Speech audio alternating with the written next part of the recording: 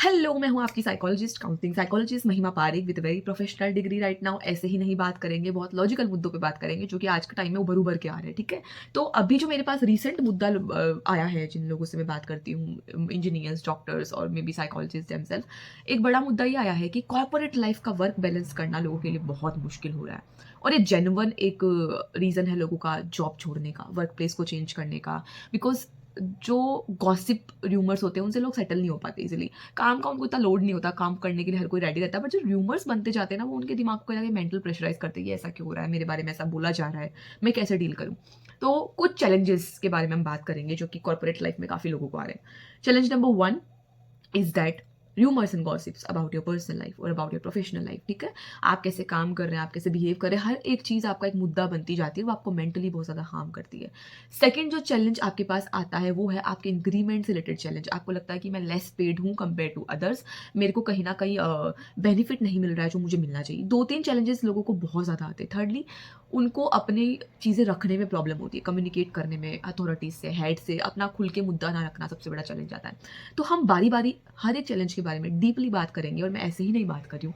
Corporate work experience के साथ और साइकोलॉजी टेक्निक को लगा के आपको कुछ एस्पेक्ट समझा रही हूँ जो आप लगा के अपनी लाइफ को थोड़ा स्मूथ कर सकते हैं, क्योंकि आपको ये टॉपिक बहुत छोटा लग रहा है, मगर इसका आजकल के टाइम में बहुत बड़ा एक रोल है, क्योंकि 90% लोग अपना जॉब ऐसे क्विट कर रहे हैं because of rumours, gossips and they are not able to adjust to the work environment में वो एडजस्ट नहीं हो पा रहे हैं।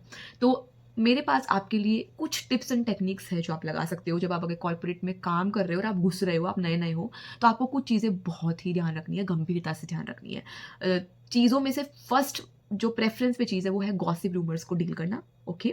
गॉसिप रूमर्स को डील करने का सबसे रामबाण तरीका है कि पहले अपने दिमाग में क्लैरिफ़ाई करो कि क्या वो इतनी बड़ी गॉसिप्स या रूमर्स हैं।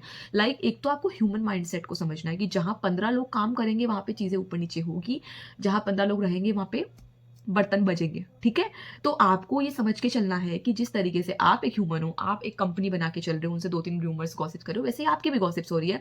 तो ये गिव एंड टेक का खेल है, और आपको ये समझ के चलना है कि जब अगर अपन बातें कर रहे हैं तो कोई और भी अपने बारे में कर रहा होगा, इट्स वेरी नॉर्मल। नॉर्मलाइज़ करके चलना उस चीज़ को, इतना लोड नहीं लेना। दूसरा, क्या वो गॉसिप और रूमर्स आपकी सैलरी में कोई प्रॉब्लम कर रही है? अगर आपके खाते में बराबर पैसा आ रहा है, तो इस कान से निकालने का और इससे सुनने का, और दोनों को बंद कर लेने का, ठीक है? तो मेजर रीज़न ये है कि आप एक कान से सुन के एक से निकाल दो, और नहीं निकाल पा रहे हो तो अपना वर्क जो सैलरी बैलेंस है वो देख लो कि भैया वो बराबर आ रहा है, चाहे तुम्हें रूमर्स गॉसिप जो भी चलती रहे, जब तक वो हैम्पर नहीं होगा मुझे कुछ हैम्पर नहीं होगा, ठीक है? द डे आपको लगे कि अब मेरा इंक्रीमेंट में प्रॉब्लम आ रही है, मेरी जॉब लाइफस्टाइल में प्रॉब्लम आ रही है, उस दिन आपको एक रामबाण हथियार अपनाना। आपको कभी भी उनसे आर्ग्यू नहीं करना जो आपके कॉम्पिटिटर्स हैं, आपके साथ केबिन में बैठते हैं, क्योंकि आपका माइंडसेट काम करने का खराब हो जाएगा। उनको आपको जितना तेल लगा के चला सको, तेल लगा के चलाओ। मैं ये नहीं बोल रही फेक बनो, बट जितना डिसेंसी से बिहेव कर सकते हो उतना डिसेंसी से करो। वर्क लाइफ बैलेंस रखना बहुत ज़रूरी है। जैसे काम से जाते हो, काम का चैप्टर क्लोज़, जैसे काम पे आते हो, घर का चैप्टर क्लोज़।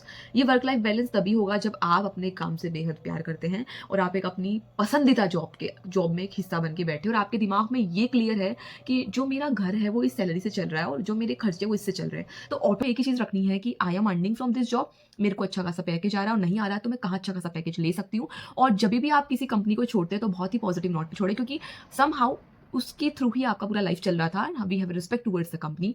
छोड़ते वक्त पॉजिटिव नोट पे इसलिए छोड़ना है क्योंकि कब आपको कौन काम आ जाएगा आपको पता नहीं चलेगा। तो आपको एक बहुत ही ह्यूमैनिटी ग्राउंड पे चीज़ें क्विट करनी है। और आपने अगर कोई अपने तौर तरीके निकाले हुए हैं टू डील विथ थिंग्स, तो ज़रूर बताइए, शेयर करिए। और अगर आपको वीडियो अच्छा लगता है तो लाइक करिए, सब्सक्राइब करिए।